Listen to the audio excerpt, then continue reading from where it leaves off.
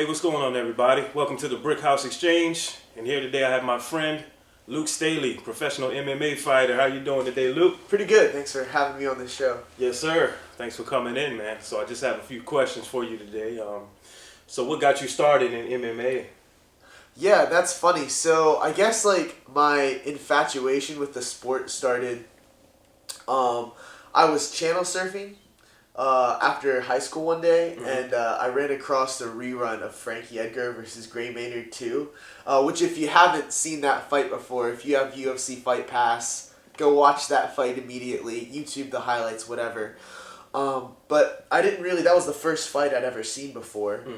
And I did Taekwondo, so I enjoyed the martial arts aspect of combat sports and whatnot. But this was the first time I saw like a proper fight, and I was like, yeah, that's a good foundation to have, man. Taekwondo. Yeah, I throw a lot of kicks. I have little T-Rex arms. Yes, sir, man.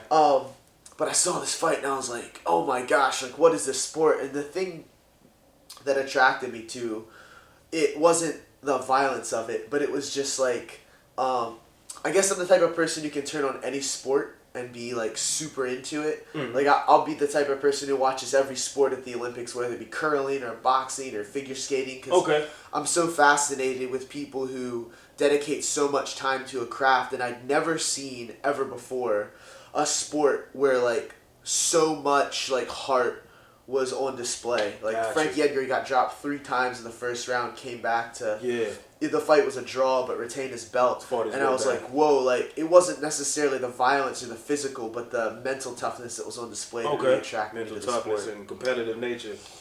Yes, sir. Awesome, man. So how long have you been at it? How long have you been doing it? Yeah, so I was a huge fan of the sport, but I never started training until college. I always had it in the back of my mind since I watched that fight that I wanted to try it out. And I kind of came into the sport as a fan at a good time. This was during the McGregor-Aldo press conference, which if you remember, Aldo got injured, so literally they did a year-long press tour. So the sport really blew up with this whole Conor McGregor boom. Right. And so I get to college. I was playing college soccer at the time.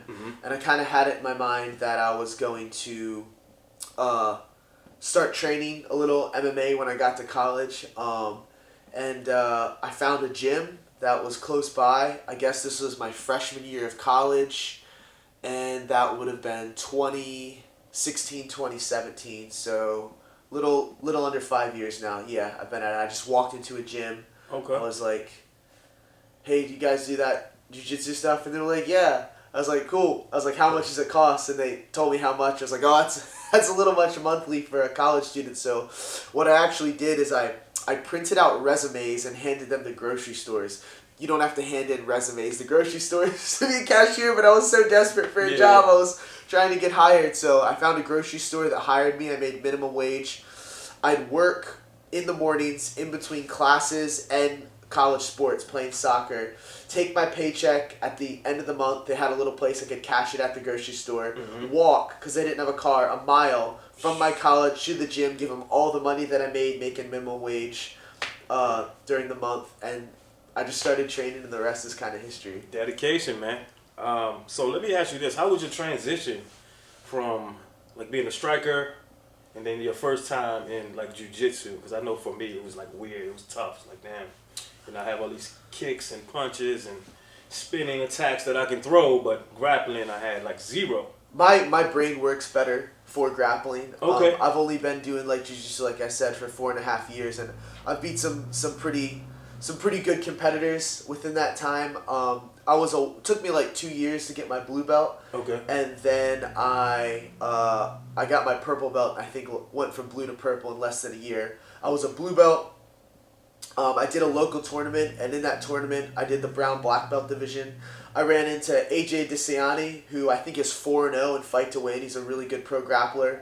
Beat him in the final. I went up against James Haseman. If you don't know him, he's the co-owner and instructor at 10th Planet Long Island, so like a pretty big name in the grappling world. Beat him as a blue belt. And then the next day I came into class and coach handed me my purple belt. So jiu-jitsu was just something, for whatever reason, my brain took to really quick. All my wins in MMA are by submission.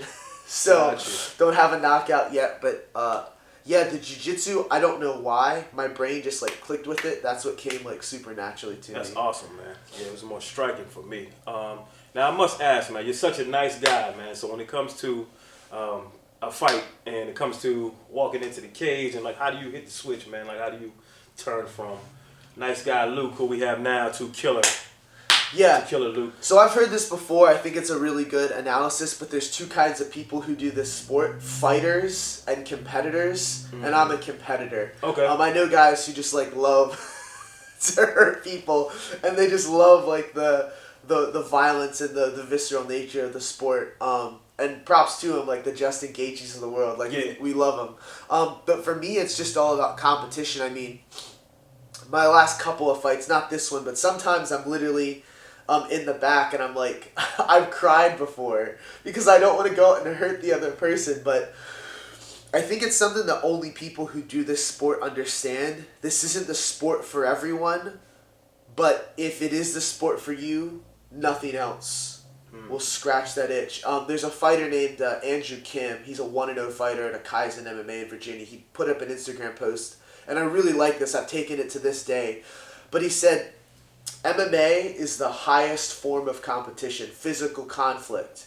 He said if two basketball players get into it on the court, they don't go out onto a smaller court and play more basketball. No, they fight. Their teammates have to pull them apart. They're throwing hands. Right.